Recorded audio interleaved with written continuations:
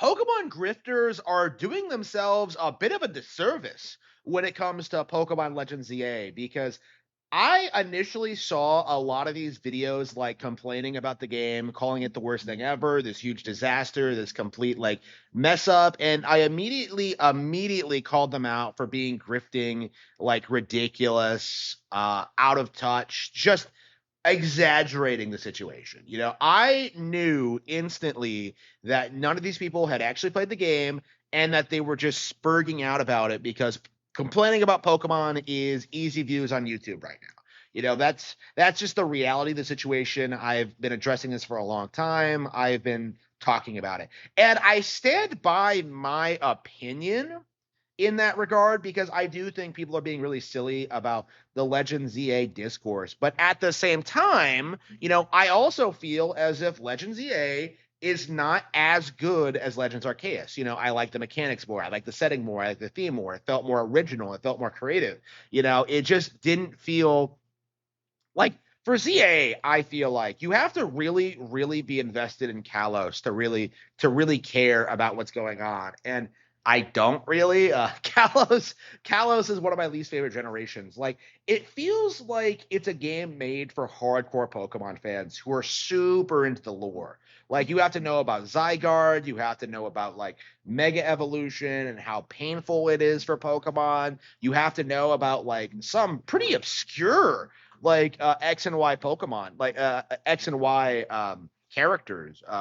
I completely forgot about Emma and Maple and like some of the people in this. It's like it's really weird coming back to this as like a casual fan of that generation, actually someone who doesn't even like that gen at all. Like and just kind of like feeling like this game isn't made for me, right? So essentially I like the game, but I do have very real problems with it. I do have real criticisms of it, and I don't think it's as good as Legends Arceus.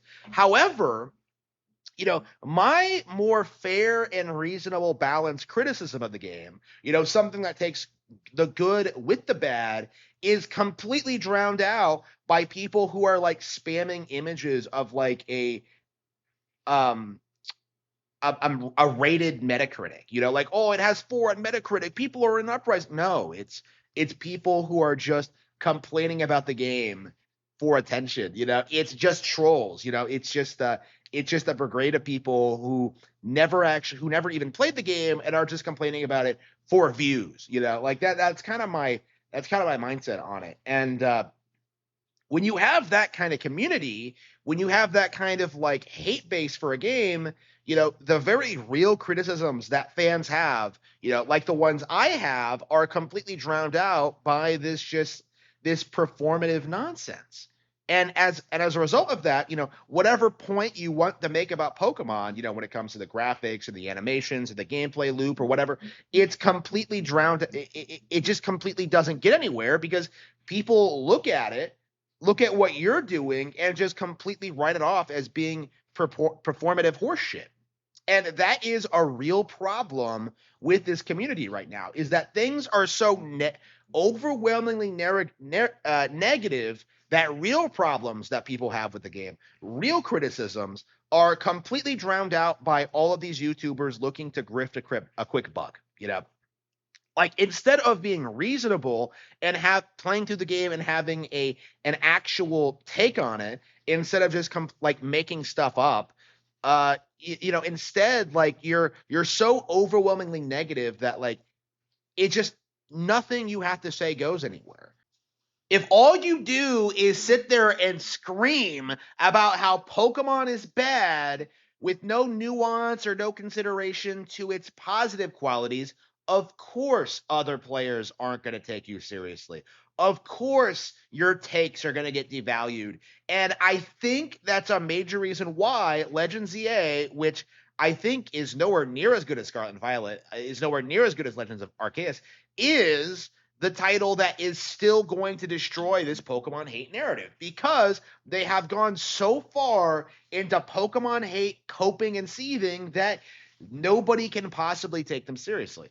I'm not super in love with Legends EA at this stage, but at the same time, like, it's certainly a good game and I'm enjoying playing it. It's not the greatest thing ever, but the simple fact of the matter is it didn't need to be, because it's such a radical change in pace for the franchise and the brand, like I'm enjoying it for what it is, even if it's not my new favorite game in the franchise. And that's something that I think a lot of people can't really wrap their head around, because this is pretty common if you're a Pokemon fan. Okay. I didn't care for Gen 4, and then Gen 5 went on to be like my favorite generation of all time. Like it's just this is how it goes sometimes. Different generations and different Pokemon appeal to different people. It's a major part of the brand is that you have ups and you have downs, just like in anything else. But people just have to radically make it, turn it into some extreme thing that you can't really take seriously.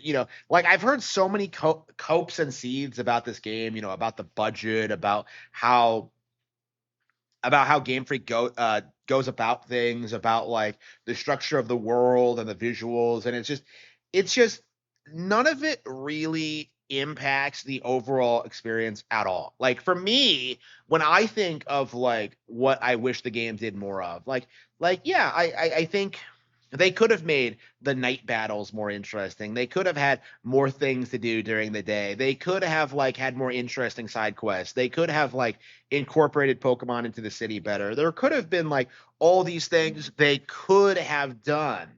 And like I certainly don't think that like the game is perfect, but at the same time, the way Pokemon goes about these things is that, they're constantly innovating and doing more things. We have the most fleshed out city we've ever seen in any Pokemon game with this installment, and I think a lot of that is going to carry over into future games. Like we very well may see, by Gen 10, a proper remake of Gen 1 that actually has fully featured towns, like that actually feels like the anime, and that's been a long time coming and people have been wanting it for a long time. And, this is the first major step to making that happen. Like everything this game does that doesn't quite work is going to be improved on and reiterated with future installments. Like that's how this has always worked. Like the clock. I remember the clock in Gen 2. Amazing idea, but the execution then didn't really take off. And then by Gen 4, it's incorporated fully and it becomes like a critical part of the franchise. Like that's kind of how I feel about Pokemon going forward, is that it's this brand that's constantly evolving, constantly introducing new things, constantly experimenting, and is consistently high quality. Like Pokemon Legends ZA isn't the best ever, and yet like I still find myself really, really enjoying it for all the things that it does do very, very well. I do like the characters, I do like the vibe, I do like the tone. So I'm very curious in seeing if they continue to improve on this idea going forward. It's something that I'm very, very much looking forward to, and something that I very much want to see happen. And I I simply think that the people who are relentlessly complaining about Pokemon are just exposing themselves as non-fans. Because if you seriously think that Pokemon hasn't been good since Gen 6, you are completely out of touch and have no idea what you're talking about.